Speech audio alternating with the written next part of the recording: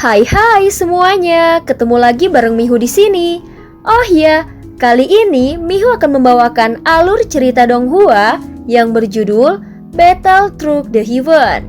Mihu mengingatkan sekali lagi ya bahwa konten ini full spoiler. Tanpa lama-lama lagi, yuk langsung aja kita masuk ke isi ceritanya.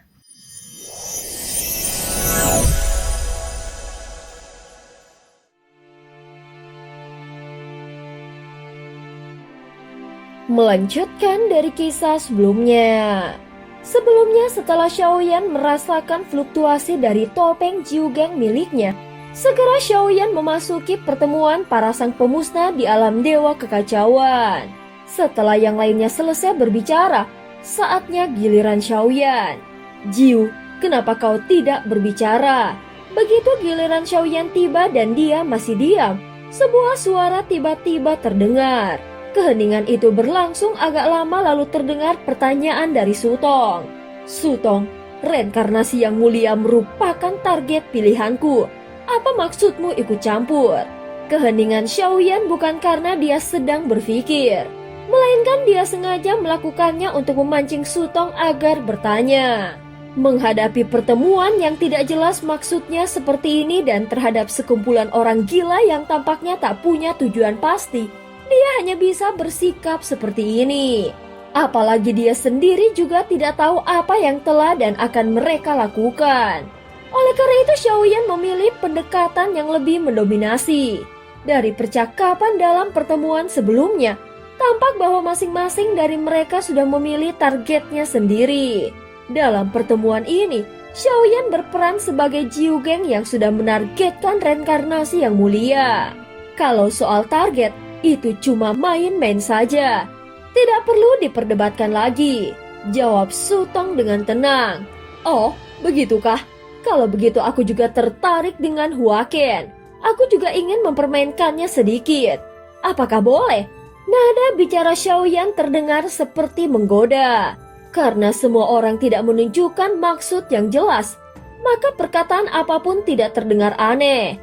Malah jika terlalu serius, itu justru terasa aneh. Ya sudah, kalau kau tidak setuju, aku tidak akan mengganggu dia. Tetapi Huaken sudah masuk ke dalam permainanku. Kalau kau mau ikut bermain, kita lihat nanti dulu apakah aku bisa mempermainkannya sampai mati. Sutong berkata dengan nada agak tidak berdaya. Namun saat mendengar nama Huaken, dia tetap enggan membiarkan Xiaoyan ikut campur meski dia tidak meragukan identitas Xiaoyan. Dari ucapan Sutong, Xiaoyan mendapatkan sedikit informasi bahwa dia sedang memasang jebakan dan berencana untuk mempermainkan Huaken sehingga akan mempertaruhkan hidup dan matinya. Reinkarnasi yang mulia juga merupakan bagian dari rencanaku. Aku ingin dia menjadi kuat lalu mengguncang berbagai dunia dan setelah itu, aku tidak akan mengampuninya. Setelah memberi tekanan di awal, untungnya Xiaoyan memilih berkata dengan lebih tegas. Kalau tidak, mungkin kelompok sang pemusnah itu akan balik menyerangnya. Setelah kata-kata itu keluar, ruangan menjadi sunyi kembali. Sudahlah, bubar saja. Belakangan ini tidak ada hal menarik yang terjadi. Kita harus membuat semua dunia menjadi lebih ramai dahulu lalu bisa bermain-main. Setelah beberapa saat, suara Suantong terdengar lagi. Pertemuan sang pemusnah ini tidak serapi pertemuan sosok kuat dunia. Semuanya terasa serampangan dan sangat sulit dipahami. Setelah berbicara, Suantong menjadi orang pertama yang menghilang dari platform batu. Lalu yang lain pun ikut satu persatu menghilang. Jiugeng, berhati-hatilah dengan targetmu. Sutong tidak akan berhenti begitu saja. Ucapan ini datang dari Sanyang. Tidak jelas kenapa dia tiba-tiba berkata pada Xiaoyan. Namun itu terdengar seperti sebuah peringatan yang tulus. Xiaoyan tidak menanggapi kata-katanya. Karena dalam pandangannya tidak satupun dari mereka adalah orang baik. Bisa jadi mereka semua mungkin bahkan bukan manusia. Setelah semuanya pergi, Xiaoyan masih belum pergi. Hal ini bukan karena dia tidak mau pergi, melainkan karena dia masih belum tahu caranya. Pertemuan sosok kuat dunia memiliki cara keluar yang berbeda dengan pertemuan ini. Jadi Xiaoyan harus mencoba mencari tahu bagaimana cara meninggalkan tempat ini. Untungnya itu tidak terlalu sulit, dan dia tinggal memusatkan kesadarannya pada topengnya sehingga dia terbangun dan kembali ke dunia nyata. Begitu tersadar, dia langsung melihat wajah seseorang yang sangat dekat dengan wajahnya. Hingga ujung hidung mereka hampir bersentuhan. Apa yang sedang kau lakukan? Sebuah suara lembut terdengar diiringi hembusan nafas yang hangat. Xiaoyan perlahan melepaskan topeng dari wajahnya dan menarik nafas yang panjang. Aku tidak melakukan apapun, ucap Xiaoyan. Jangan berbohong padaku. Aku memanggilmu 100 kali, tetapi kau tidak menunjukkan reaksi sedikit pun. Xiaoyan, kau tidak jujur.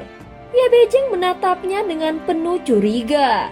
Di sudut bibirnya tersinggung senyum kecil. Itu terlihat manja namun juga menggoda. Xiaoyan segera menghindari pandangan matanya. Sebelumnya dia lupa keberadaan Ye Beijing ada di sini. Dan selama dia ada di sisinya, maka cepat atau lambat dia pasti akan ketahuan. Lagi pula mustahil dia tidak menghadiri pertemuan rahasia sang pemusnah. Kalau begitu, kenapa kau tidak jujur saja padaku? Saat di pertemuan berikutnya, aku akan mengatakan kepada mereka bahwa kaulah sang pemusnah di dalam pertemuan itu. Xiaoyan tetap diam dan tidak menjawab. Sementara Ye Beijing mulai bersandar padanya. Tubuhnya terasa lembut dan menggoda namun penuh kepercayaan diri. Aku hanya memakai topeng ini untuk melihat apa ada yang aneh, ucap Xiaoyan dengan nada yang aneh. Tidak mungkin, barusan aku mengajakmu berbicara. Kau hanya tampak seperti melamun, jangan berbohong padaku. Ye Beijing mengedipkan mata sambil mendekat. Xiaoyan mengernyit pelan merasa ada yang aneh dengan perkataan dan ekspresi wajahnya. Ye Beijing tidak percaya dengan ucapannya. Namun Xiaoyan langsung mengambil topeng itu dan menyerahkannya kepadanya.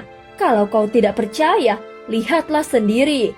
Sekalian juga kita bisa menguji jika kau yang mengenakannya, apakah akan ada efek tertentu. Ye Beijing menatap topeng itu sejenak. Wajahnya sedikit menunjukkan keraguan namun akhirnya dia tetap menerima dan memakainya.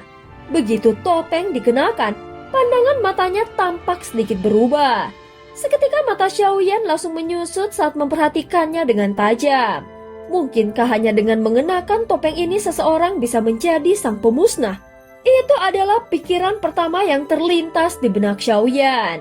Namun di detik kemudian, Ye Beijing malah mengerucutkan bibirnya lalu melepas topengnya dengan ekspresi kecewa. Ternyata tidak ada apa-apa. Aku cuma berpura-pura saja. Dia berkata dengan nada yang kesal.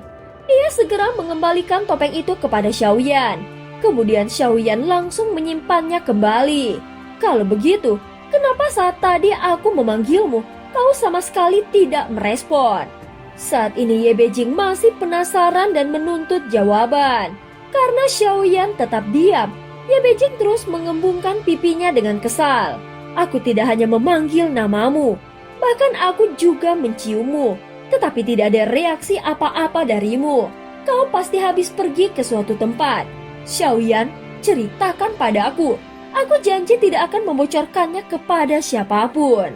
Ye Beijing berkata perlahan seolah mencoba mengorek informasi dari Xiaoyan. Namun Xiaoyan hanya bisa tersenyum pahit. Dia tahu benar bahwa mulut Ye Beijing tidak bisa dipercaya. Di pertemuan alam dewa kekacauan, tidak ada satupun rahasia yang bisa selamat darinya. Jika dia benar-benar tahu bahwa Xiaoyan telah masuk ke pertemuan sang pemusnah, maka rahasia itu pasti akan bocor. Satu-satunya yang bisa dilakukan Xiaoyan sekarang adalah bersikeras untuk menyangkal. Namun dia sadar jika di pertemuan berikutnya dia masih hadir dan kembali memakai topeng itu, maka semuanya pasti akan terbongkar. Itu cuma sebuah topeng biasa. Tidak ada yang menarik darinya, ujar Xiaoyan mencoba meyakinkan. Kalau memang biasa, berikan saja padaku, ucap Ye Beijing tidak kalah liciknya. Ye Beijing merupakan eksistensi tua yang telah hidup entah berapa lama. Di balik sikapnya yang polos dan manja, tersembunyi kecerdasan yang dalam dan hati yang penuh siasat. Xiaoyan tahu persis bahwa Ye Beijing pasti memiliki caranya sendiri untuk membunuh sang pemusnah. Kalau kau mau, bunuh saja sang pemusnah dan ambil topengnya sendiri. Topeng ini bukan topeng biasa. Aku hanya belum menemukan cara untuk menggunakannya. Xiaoyan menolak dengan tegas. Ye Beijing pun tertawa kecil. Tentu saja dia tahu kapan harus berhenti. Baiklah, kalau kau memang tidak mau memberikannya, itu tidak masalah. Tetapi jujur saja, dalam pertempuran tadi kau terlihat sangat keren. Setelah berkata demikian, ekspresi cemberutnya langsung berubah menjadi senyuman kagum pada Xiaoyan. Namun di dalam hati Xiaoyan masih tetap waspada kepadanya. Bagaimanapun orang seperti Ye Beijing sama seperti sang pemusnah. Mereka benar-benar sulit ditebak serta penuh misteri. Dan cerita pun berakhir. Terima kasih udah dengerin Mihu dari awal sampai akhir ya. Please jangan lupa untuk like, comment, and subscribe. Sampai jumpa.